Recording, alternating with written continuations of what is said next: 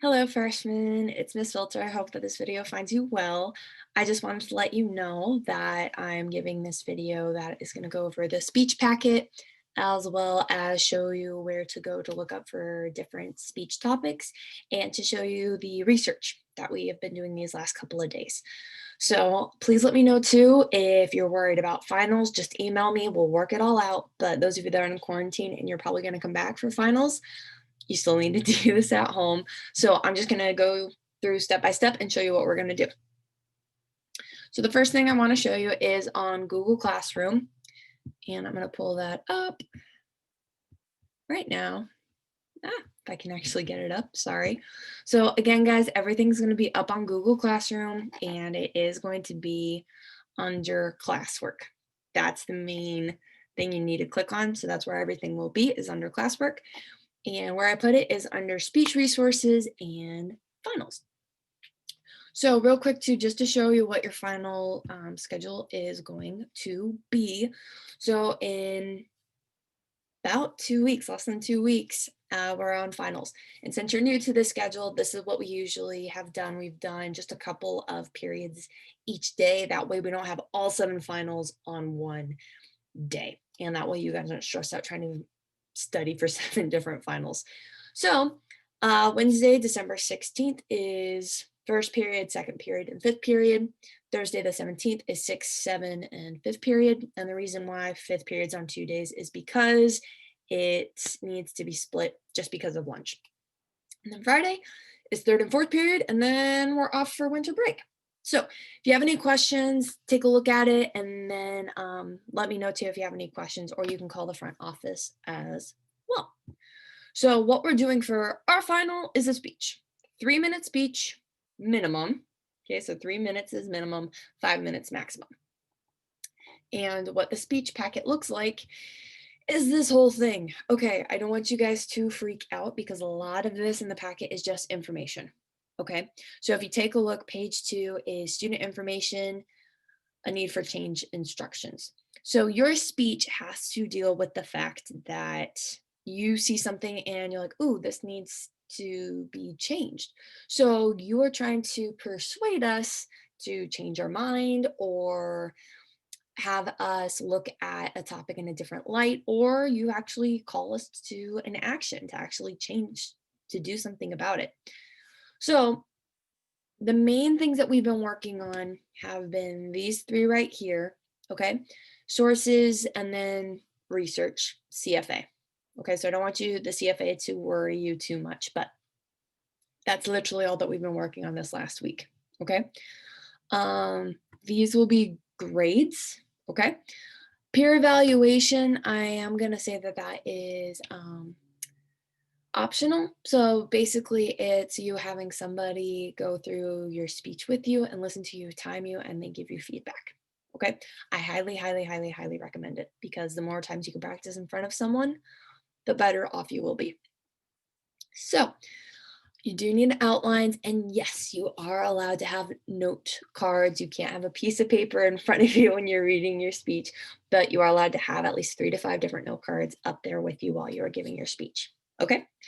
So a need for change. All of the information is right here on page 2, I believe that is.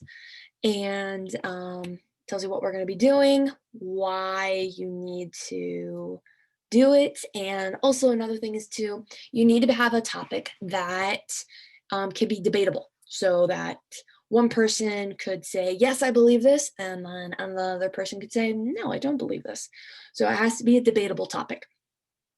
Okay. If you look, there are a lot of possible topic ideas, a lot of them. There's 3.5 pages worth of different topics you can choose from, okay?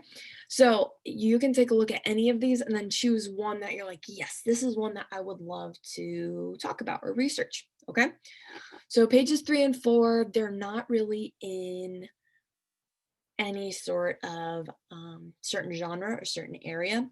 But then if you keep going, if this is a little too much for you, go ahead and go to pages 4, 5, and 6. And we've already divided it like into culture, economics, education, ethics, politics, health, science and environment, sports, technology. Okay.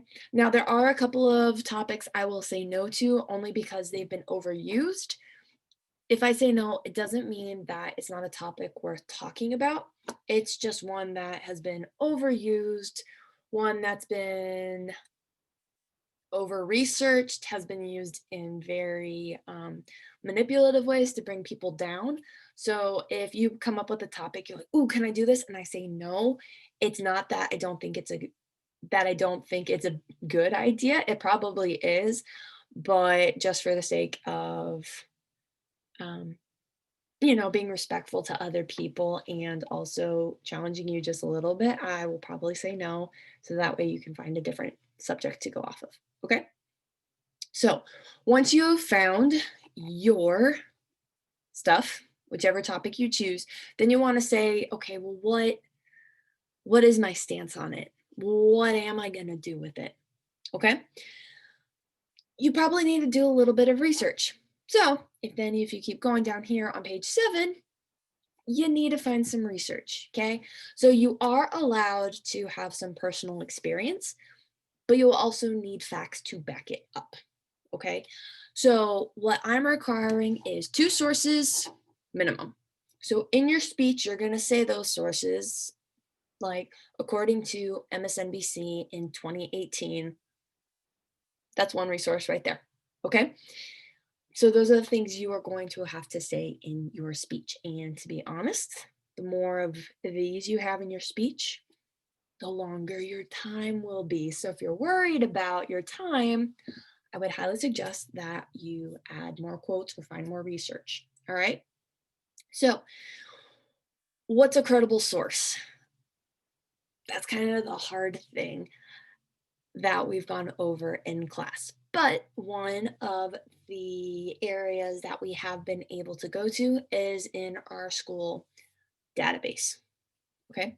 And in our school database, there are a bunch of articles that have been tested. They're valid. They are not just opinion based. There is actually research behind them. And that's what we're geared towards. Okay. So you need to have at least one resource that's from our database. Okay.